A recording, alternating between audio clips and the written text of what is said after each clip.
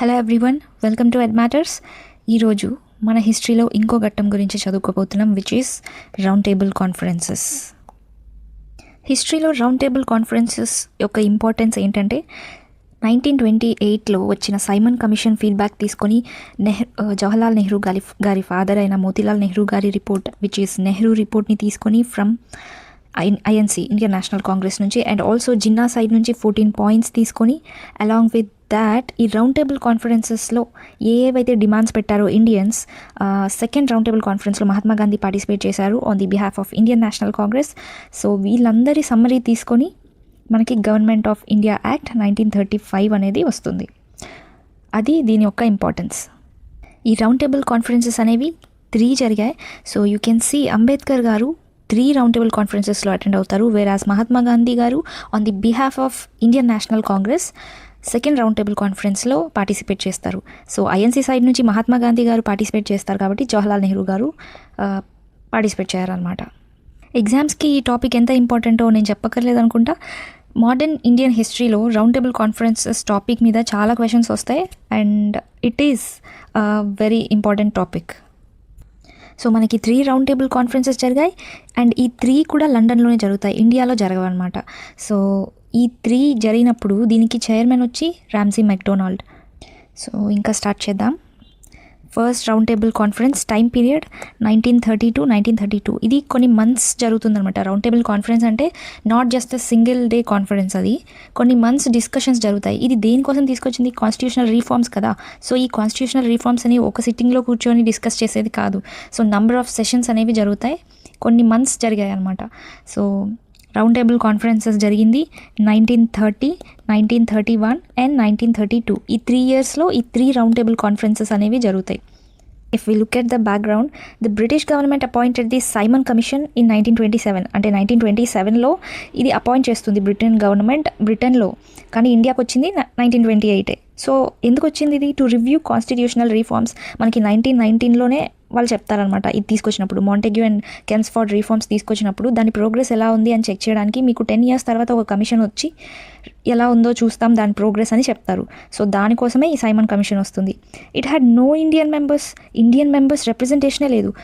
For example ఇది ఎలాంటిదంటే, monetary policy చేయడానికి మనకి 6 member కమిటీ ఉంటుంది కదా. సో ఆర్బీఐలో గవర్నమెంట్ సైడ్ నుంచి 3 members, ఇంకా ఆర్బీఐ నుంచి 3 members ఉంటారు.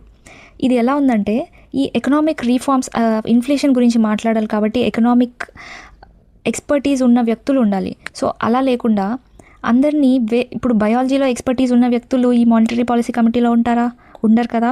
సో దేనికి మీరు వర్క్ చేయాలనుకుంటున్నారో, కాన్స్టిట్యూషనల్ రీఫార్మ్స్ అనేది ఎవరికి ఇవ్వాలి? ఇండియన్స్కి కావాలి. సో అక్కడ ఇండియన్ రిప్రజెంటేషన్ అనేది మస్ట్. కానీ వాళ్ళు ఏం చేశారు? అసలు ఇండియన్స్నే ఎక్స్క్లూడ్ చేసి బ్రిటిషర్సే మీకు ఏది మంచో మేము చెప్తామని ఈ సైమన్ కమిషన్ తీసుకొచ్చారు. సో దానివల్లే ఈ ప్రొటెస్ట్ అన్ని జరిగాయి అనమాట, because of the lack of Indian member representation. So it led to nation wide protest కూడా జరిగాయి. సైమన్ గో బ్యాక్ అన్న, మీకు ఇది చాలా ఫేమస్, మీరు వినే ఉంటారు సైమన్ గో బ్యాక్ అన్నది. సో సైమన్ గో బ్యాక్ అంటూ నేషన్ వైడ్ ప్రొటెస్ట్ చేశారనమాట. Meanwhile Indian leaders demanded swaraj. దాంతోపాటు సెల్ఫ్ రూల్ కూడా కావాలని ఎప్పటి నుంచో అడుగుతున్నారు. అండ్ సివిల్ డిసోబీడియన్స్ మూవ్మెంట్ 1930లో జరుగుతుంది. You all know, Mahatma Gandhi lead చేశారు ముందుంటూ. సివిల్ డిసోబీడియన్స్ మూవ్మెంట్ అనేది ప్రెషర్ అనేది పెంచింది బ్రిటిషర్స్ మీద. సో బ్రిటన్ సైడ్ నుంచి అప్పుడు వైస్రాయ్గా ఉన్న లార్డ్ ఇర్విన్ మీద ప్రెషర్ పెరిగింది. ఇతనికి చెప్పారు కాన్స్టిట్యూషనల్ రీఫార్మ్స్ తీసుకురావాలి, పీస్ అనేది ఇంపార్టెంట్ కాబట్టి. వాళ్ళు ఇక్కడ అడ్మినిస్ట్రేషన్లో కొనసాగాలంటే రెబెలియస్ పీపుల్ ఎవరైతే ఉంటారో, లేదా రెవల్యూషనరీ యాక్టివిటీస్ ఇవన్నీ రాకూడదు కాబట్టి, ముందు ఆల్రెడీ హిస్టరీ ఎలా ఉందో వాళ్ళకి తెలుసు కాబట్టి ఇలాంటివి అవాయిడ్ చేయడానికి ఈ రీఫార్మ్స్ తీసుకురావాలని ప్రెషర్ లార్డ్ ఇర్విన్ మీద కూడా ఉంటుంది. సో ఈ ఇర్విన్ ఈ రౌండ్ టేబుల్ కాన్ఫరెన్సెస్ కండక్ట్ చేస్తాడు. And first round table conference చూస్తే టైం పీరియడ్ వచ్చి 1930 to 1931.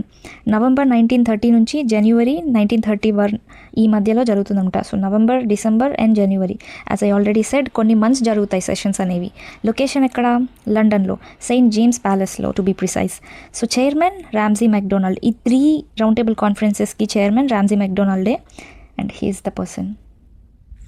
Now if we look at the participants, Indian National Congress boycotted. ఎందుకంటే ఓన్లీ సెకండ్ రౌండ్ టేబుల్ కాన్ఫరెన్స్లో మాత్రమే పార్టిసిపేట్ చేస్తుంది ఇండియన్ నేషనల్ కాంగ్రెస్. ఎందుకంటే అప్పుడు బిజీగా ఉంది, సివిల్ డిసోబీడియన్స్ మూవ్మెంట్ జరుగుతుంది కాబట్టి. 1930లో లాంచ్ అవుతుంది, we all know. And important event ఏది, salt satyagraha, famous one. Mahatma Gandhi గారు లాంచ్ చేస్తారు ఇది. ఎందుకంటే బ్రిటిషర్స్ అప్పుడు స్ట్రింజెంట్ లాస్ పెట్టుంటారు, మన సాల్ట్ మనమే చేసుకోకుండా హై ట్యాక్సెస్ విధించారు.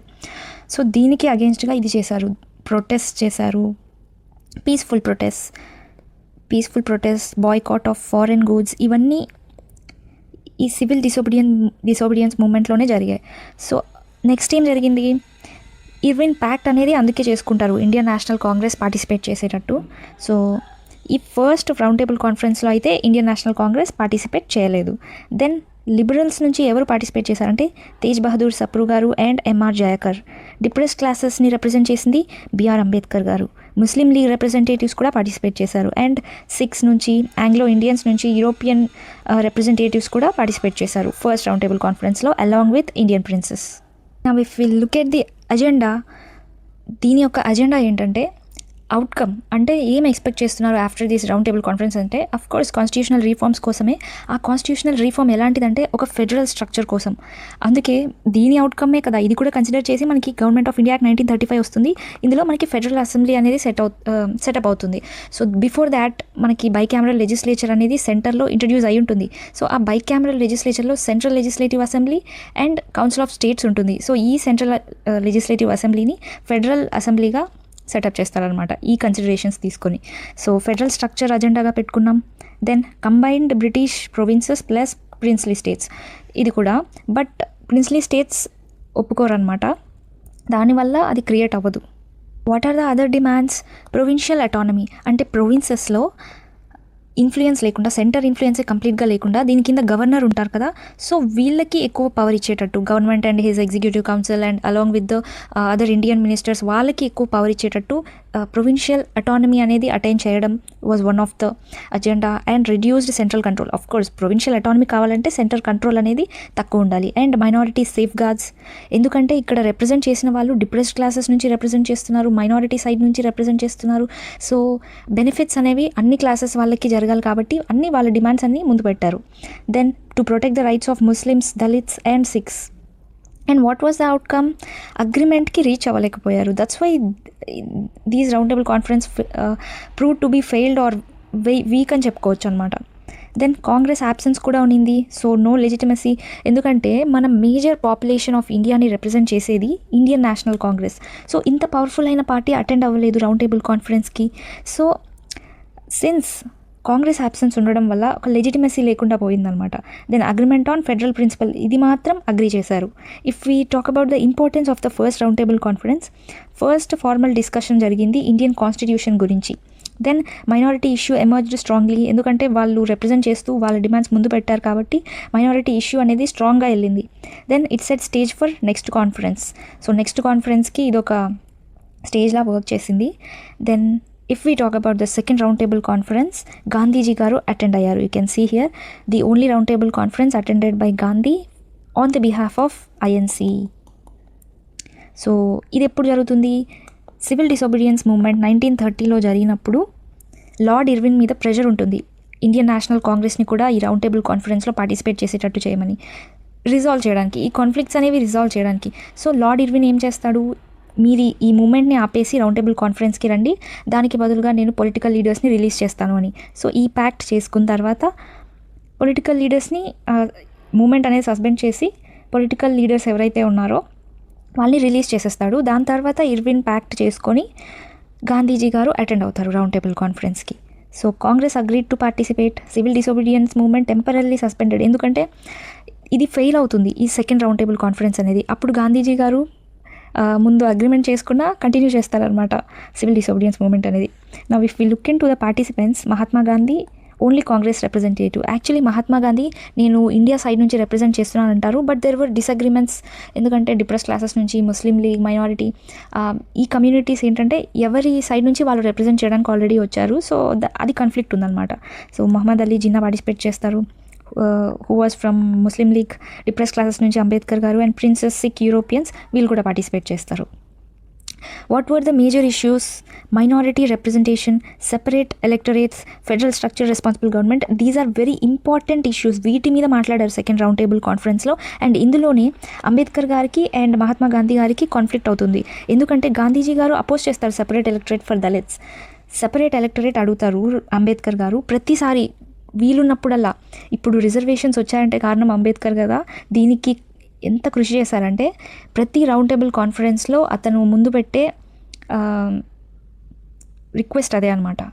అంబేద్కర్ గారు not only worked for Dalits. You should know, మనకి అంబేద్కర్ గారు అంటే అందరూ క్యాస్ట్ రిజర్వేషన్లో ఇతని చాలా కాంట్రిబ్యూషన్ ఉందని అదొక్కటే లిమిట్ అనుకోకండి. He worked for women rights, he worked for లేబరర్స్కి 8 hour వర్క్ డేని ఇంట్రడ్యూస్ చేసింది ఎవరు? అంబేద్కర్ గారు.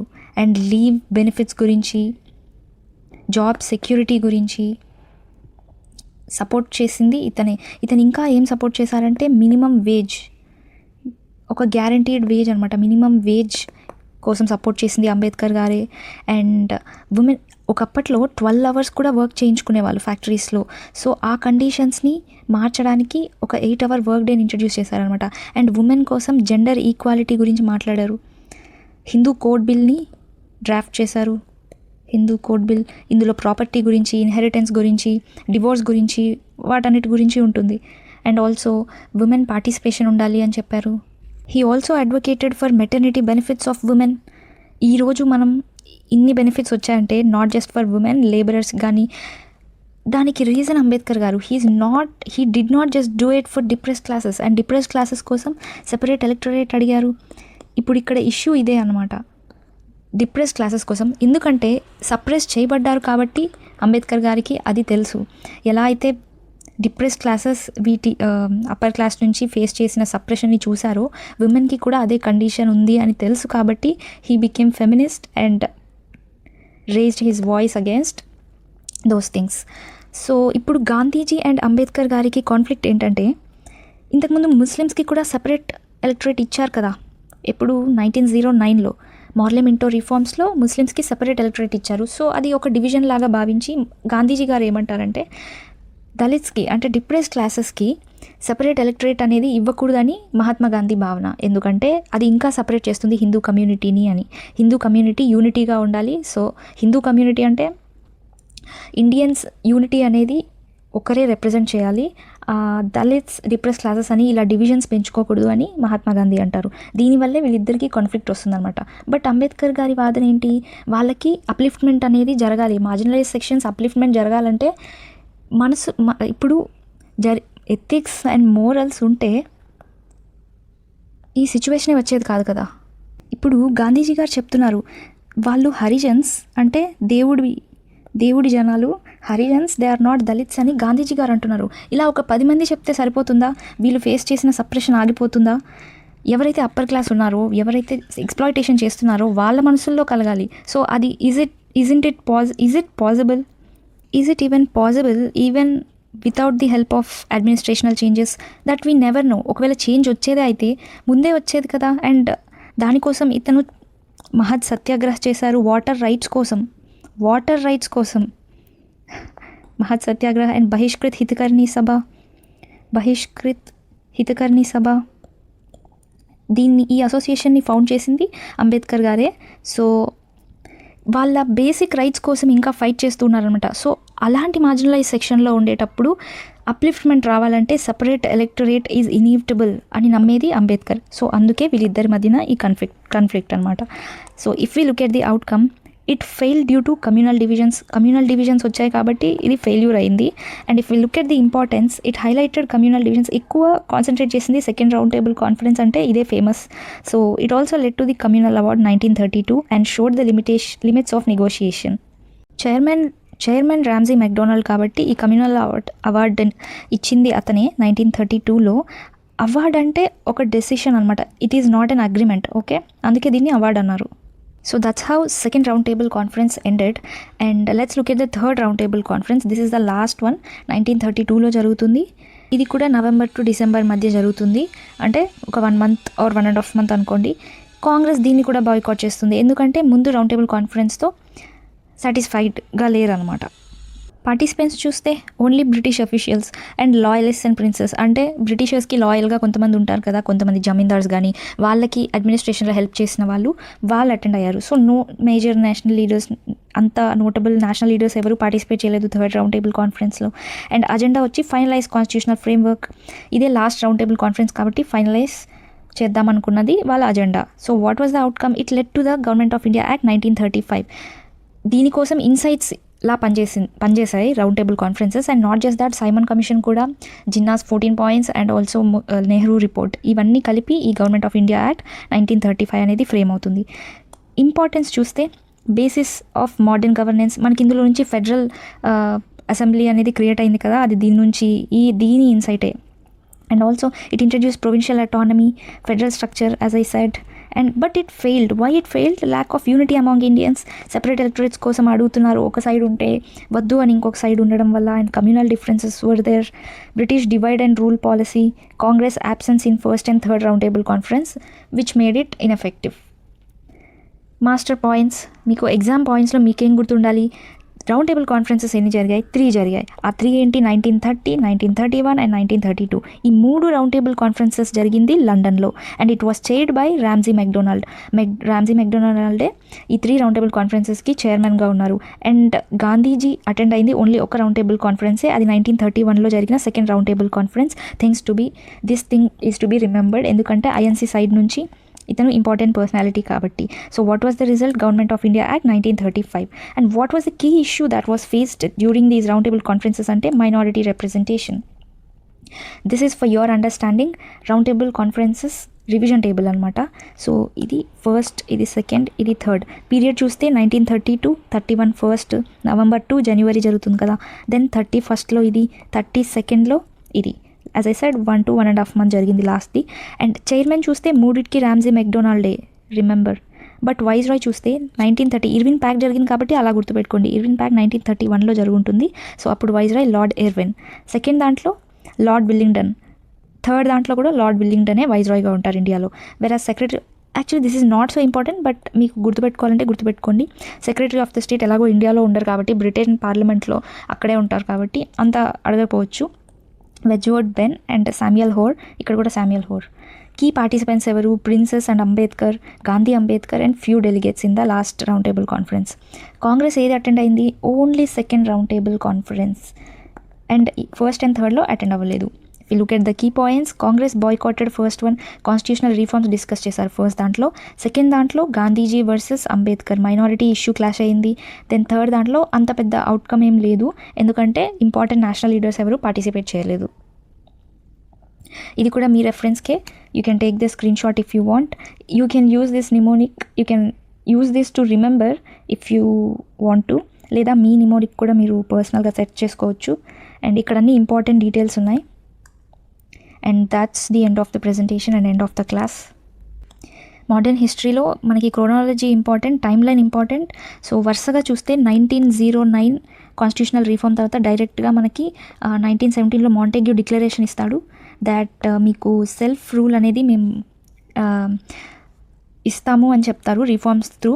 సో అది 1919 మనకి ఇంట్రడ్యూస్ చేస్తారనమాట. ప్రొవిన్షియల్ లెవెల్లో డయార్కీ ఇంట్రడ్యూస్ చేస్తారు, అండ్ బైకామరలిజం కూడా ఇంట్రడ్యూస్ చేస్తారు. దీని తర్వాత మనకి వరల్డ్ వార్ తర్వాత కాబట్టి, అంటే 1918 తర్వాత 1920 కూడా మనకి మూమెంట్స్ జరుగుతాయి. Non cooperation moment. ఇది ఎందుకు జరుగుతుంది? ఎందుకంటే 1919లో రౌలత్ యాక్ట్ రావడం వల్ల, జలియన్వాలా బాగ్ మ్యాసకర్ జరగడం వల్ల నేషనలిజం కూడా బాగా పెరుగుతుంది ఇండియాలో, పొలిటికల్ అవేర్నెస్ కూడా బాగా వస్తుంది. సో మూమెంట్స్ అనేవి ఎక్కువ పెరుగుతాయి. 1930లో సివిల్ డిసోబీడియన్స్ మూమెంట్ జరుగుతుంది. ఈ సివిల్ డిసోబీడియన్స్ మూమెంట్లో ప్రెషర్ అనేది ఎక్కువ రావడం వల్ల లార్డ్ ఇర్విన్కి, who was the then viceroy of India, British parliament నుంచి ఫుల్ ప్రెషర్ రావడం వల్ల గాంధీజీ గారితో ఇర్విన్ ప్యాక్ట్ చేసుకొని 1931 రౌండ్ టేబుల్ కాన్ఫరెన్సెస్ అనేవి సెకండ్ రౌండ్ టేబుల్ కాన్ఫరెన్సెస్లో అటెండ్ అవుతాడు. అండ్ ఈ రౌండ్ టేబుల్ కాన్ఫరెన్సెస్ ముఖ్య ఉద్దేశం కాన్స్టిట్యూషనల్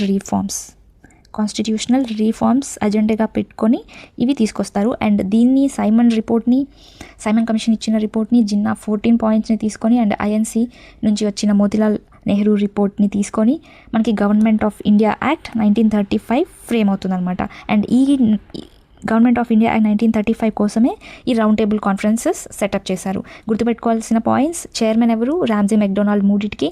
వైస్రాయ్ ఫస్ట్ దాంట్లో ఫస్ట్ దాంట్లో ఎవరు ఉంటారు? ఇర్విన్ ఉంటారు. సెకండ్ దాంట్లో ఫస్ట్ ఫేజ్లో ఇర్విన్, సెకండ్ ఫేజ్లో విల్లింగ్టన్, థర్డ్లో కూడా విల్లింగ్టన్. And that's all. ఈ separate electorate, right? So Ambedkar గారు క్లాష్ అవుతుంది.